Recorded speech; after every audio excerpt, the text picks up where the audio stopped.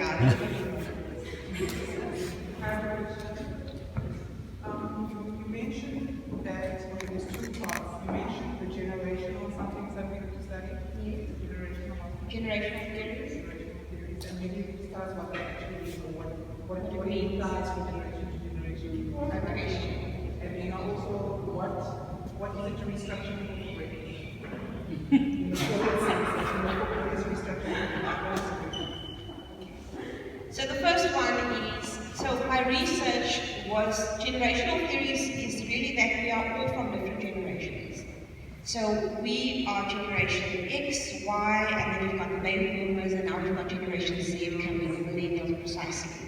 So my research was about saying, so what are the differences between these generations from an organizational perspective? So when we're looking at what attracted baby boomers to organizations in the early years, is it still the same as what will attract the millennials into organizations right now? Because there's the whole thing about the retirement fund reform, the changes in medical aid. So when we attracting people, is retirement fund important for the youth?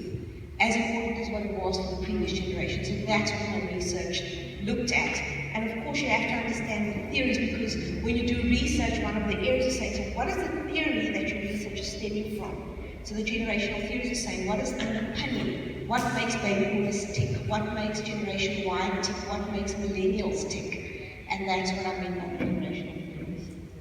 And then the second part of your question is, it's a very topical conversation in organizations right now, is because we're all trying to save costs. And the perception is that when we save costs, we need to reduce headcount. We need to reduce the number of employees in the company. So before we had 5 people doing the job, now we have 2 people doing the job of 5 people.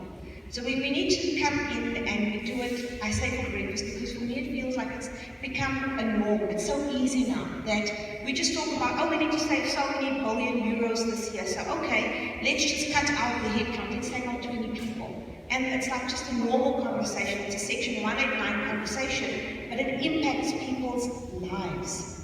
It impacts people's livelihoods. And I'm saying, isn't there another solution first? Shouldn't this be our last solution? Because it's not working for our economy to have people unemployed. And that's what I mean with breaking. It's just like a tick of a button, you know, and then 50 people are out of the job. Okay. Yes.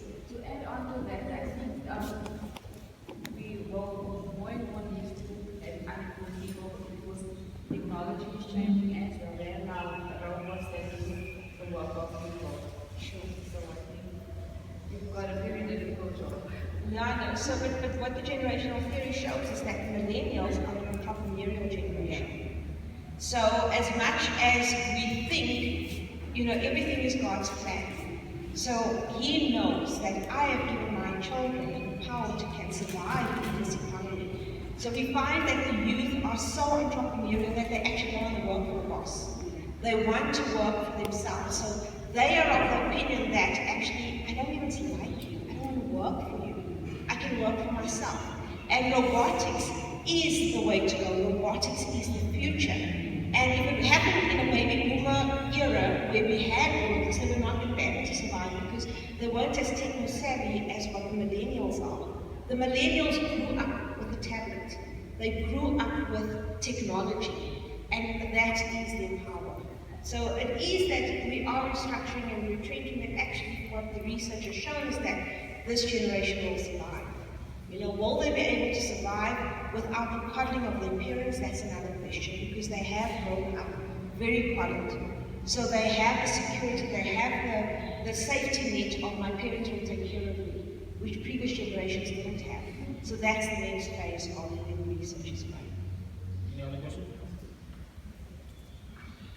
So perhaps for let's say parents and children from the township areas, you know, where these working class people and under middle class working class people,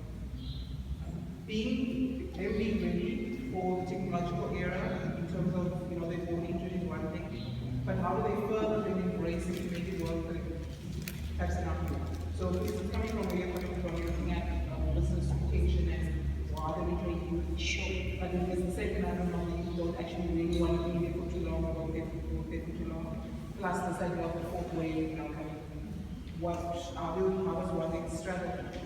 You know, because you're from a working class family, your parents probably as a parent, they have to save up to buy certain things, technological gadgets that they can help you to the next step. How do you know or how do you make the most of where you are? So the answer to that my research showed is that we need to be more flexible. So we need to bring in flexibility. So work-life balance is important for millennials. They want to work from home. You know, they want to be empowered and able to own their own jobs. So companies need to build more on that to make it sustainable for them. I don't know if I'm answering your question. That's where the research is going in terms of saying that yes, we can't retain them, and losing them is actually good thing because when they come back, they're more savvy than what they were before. But if you want to retain them, you need to give them flexibility. And how do parents support that? Do they support the entrepreneurial aspect? Or don't be scared of a computer, don't be scared of learning apps, don't be scared of learning how to program. How do the parents play? Well, I haven't looked at that part, but what I did look at is just in terms of the perspective that what the millennials are saying is that they do not have to worry about money. So money is not important for them. Okay, and the reason why they don't have to worry about money is because their parents have been their safety net all this time. So this generation is a more philanthropic generation than what we had before. So they like giving back more than previous generations. But baby boomers grew up in the era of the war. So they grew up during hard times. So for them, they understand the value of money. It might be, I might be saying it incorrectly, but they value security more than what this generation does. But this generation, their parents have the security. So the question is, what happens when the parents aren't there any longer? Will they be able to survive independently? And that's the part that the research was not showing. Yes.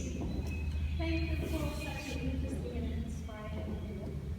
I just want to find out, I'm not that clued up about what happens in corporate. So, but I have the idea that getting your PhD in a corporate environment is going over what is expected of you. I'm not sure if I'm correct in saying that. So it's not really if you get a job, they say you need to get a PhD in this job in corporate. So how did getting a PhD in a corporate environment change things for you? Because I know you said it opened doors, it opened windows. How does things change, especially if you're doing something that's not expected, from you? It's just for you to, just be a better person. So can I answer that? Yeah. Okay. So yes, in corporate, a PhD doesn't hold too much value. So for us it stops like at a master's level, so when we're recruiting at executive leadership level or senior management level, a master's is usually more than enough. In academia, for example, for you to succeed, if you don't have a PhD, you're very limited in terms of the level that you can lecture at. So what it's done for me is it's opened doors in the sense that I don't feel I have to worry. Okay, I own my future. So I don't have to retire at 60 and then I don't know where I'm going to go. And that's the next phase of my career now. So I'm moving into the academic space, but I'm moving into the academic space on a part-time basis because I want to have that flexibility, and that's what it's giving me. So I can stay in corporate, and I love being in corporate, but I can also move into the academic space. But it's also giving me the confidence to know that I am bigger than the job that I'm in. And I have no control over my future. So I'm not dependent on somebody else to create a job or a future for me. I can do it on my own. And that's what the PhD is done for me. Thank you very much, Doc. That was very informative. So we're